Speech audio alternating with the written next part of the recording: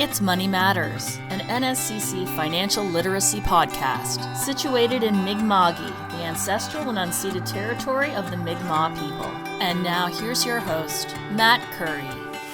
Hello and welcome to Money Matters Podcast. I'm your host, Matt Curry. Am I a financial expert? Heck no. But I do know a few things, and I know people who know a few more things, and that's what this podcast is about, connecting all those pieces together.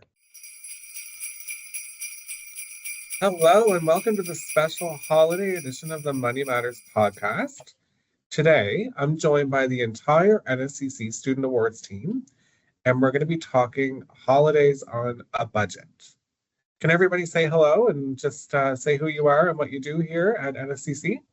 Hi, everyone. My name is Lori. I'm the Director of Student Experience and Engagement, and I am super thrilled to work with this fine team. Hi, everyone. I'm Carlissa. I'm a Student Awards Coordinator here at NSCC, and I'm excited. This is my first time being on the podcast. Hi, everyone. I'm Ryan Dominguez. You've heard me here on the podcast before quite a few times, but I'm a Student Awards Coordinator here at NSCC. A special thank you to my small but mighty team for joining me here today. So we all know the holidays can be a great time, but they can also be stressful, especially thinking about all those financial obligations that we're faced with. I know for myself, everywhere, every corner that I turn, there's a holiday celebration that I'm invited to where I have to bring a Secret Santa present, or I've got to, bring a food item. And so, all those things add up so quickly in addition to shopping for folks on my list. So hopefully this episode will give folks some tips and tricks to make it through the holidays without breaking the bank. So to prepare for this episode, we did do a bit of a call out to fellow staff across the NSCC campuses, and they had lots of great advice to share. So that's kind of what we're going to center these tips around. Lori, I think you've got the first one there, so why don't you take it away? Sure. So we, as Matt said, we had a lot of great tips, and some of those will be shared in an article on our Campus Well e-magazine, Health and Wellness e-magazine called Thrifty Gifting. So this and other tips are there. But one that I wanted to share is around giving personal or handmade gifts. And I know people will say, I'm not crafty, like, what could I give? And it's not necessarily about the what, it's the why you're giving a gift, and really kind of making sure that it speaks to the individual. One of our staff members, Rose, pointed out that a gift that she typically has done, got a large jar, decorated it, and each of the family members, including kids and, extended relatives, put special notes or quotes or sayings in a jar for their mother. So this was a grandmother's gift. And each day after Christmas, she picked out one and read it, and it meant so much to her. It was the gift that kept on giving. Make sure that it's a jar filled with 365 days of sayings or quotes or fun facts or memories. And it didn't cost, anything. It costs, as much as however you can decorate a jar. And it was her favorite gift. So thinking about who you're giving to and why, and this was a gift, she said, that kept on giving. So I thought that was amazing. And it's one I'm going to give a go this year. Absolutely. I think I'd rather that than a pair of socks any day. I don't wear socks. I won't wear socks. Ryan, I think you've got a great tip about consumables. Do you want to talk about that one? Greg, who's an NSCC staff member, had a fantastic idea about giving consumables as presents. Like, many people are minimalist, and some people just don't like to get just stuff as presents. So when Greg was a student, Greg used to make big batches of preserves or foods that stored well for a few months. And then Greg would find a nice gift basket from the dollar store or thrift store, and they would put it all together in a nice gift basket. And some ideas of consumables that Greg would included such things as jams, be it strawberry, blueberry, raspberry. Another great idea that Greg did was he'd make large batches of granola to cut down on costs, and then Greg would portion it out into mason jars. And the mason jars he bought at secondhand from Value Village or a flea market, or he also purchased some plastic containers from a local dollar store. If you're a knitter, you could make dishcloths. You look like a knitter. Oh gosh, no, no, no, no, no, no. I have two left hands essentially. But dishcloths are quite easy to make, or if you know somebody who can make them for you, get them to do that. And who can't use a new dishcloth, right? We go through them really quickly. And another great idea, and I know I have a number of these at my house, give someone a used cookbook that you really, really love. If you've done all the recipes, you've tried them out, you know them by heart, this is a great way to share that love for cooking with somebody else. You know what would be a cool thing to do also is to give them that cookbook with like one of the casseroles or one of the recipes that was in there that you really enjoyed. That would be fun. You can do that for me. Hey, I have about 17 cookbooks if you want one. Sounds good. Okay, I'm hungry now. That's for sure. Carlissa, I think you had a tip about gifting an experience. Can you talk to us a little bit about that one? Yeah, of course. So, there's many different ways to gift, but gifting an experience is also a great way to. It's also a great gift. I would think giving the gift of your time and spending time with your loved ones would be a great experience. Instead of those physical gifts.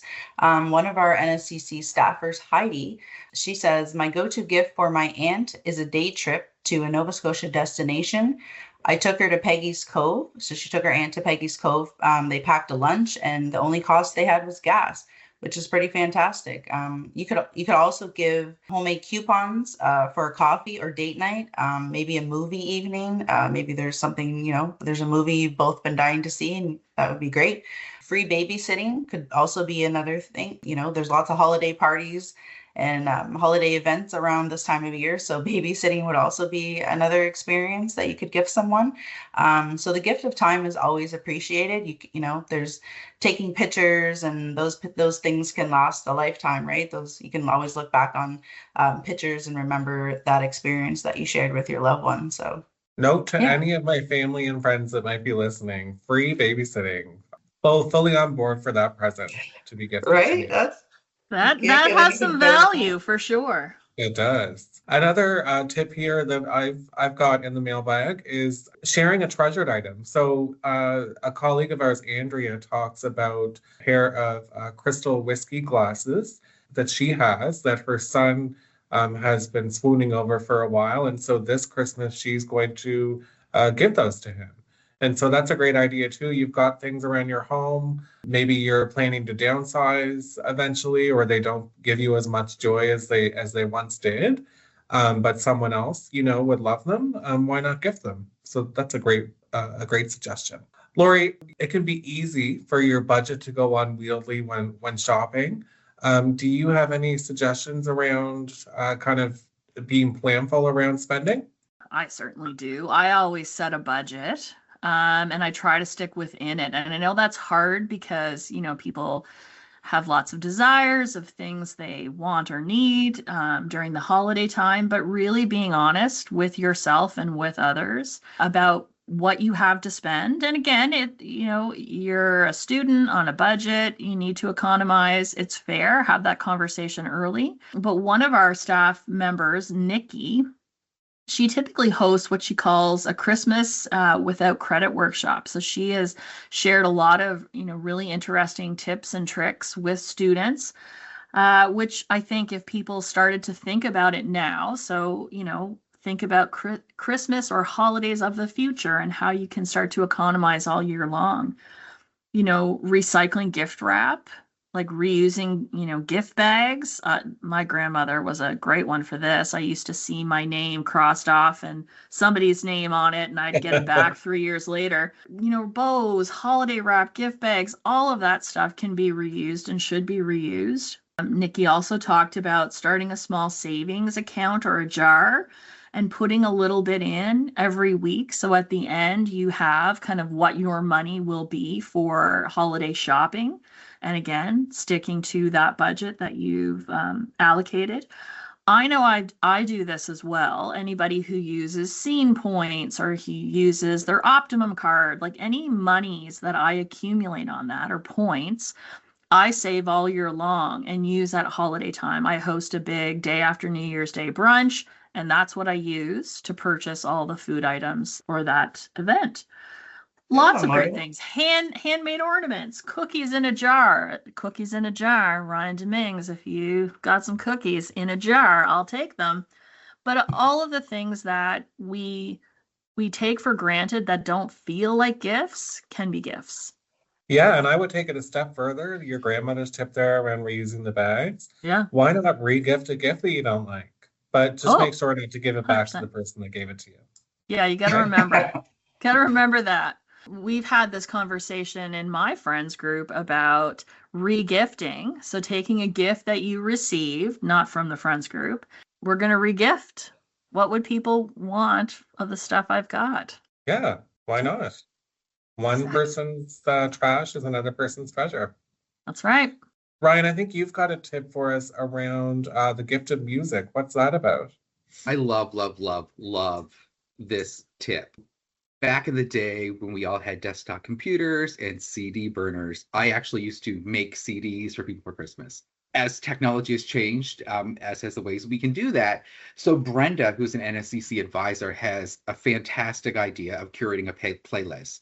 So Brenda has a close friend that created a music playlist for her that she plays when she visits. So every time Brenda would comment on a song or make a remark about an artist that Brenda loved, she'd add it to the playlist. That is a fantastic idea. Like if you know someone who loves 80s music, Lori Foran.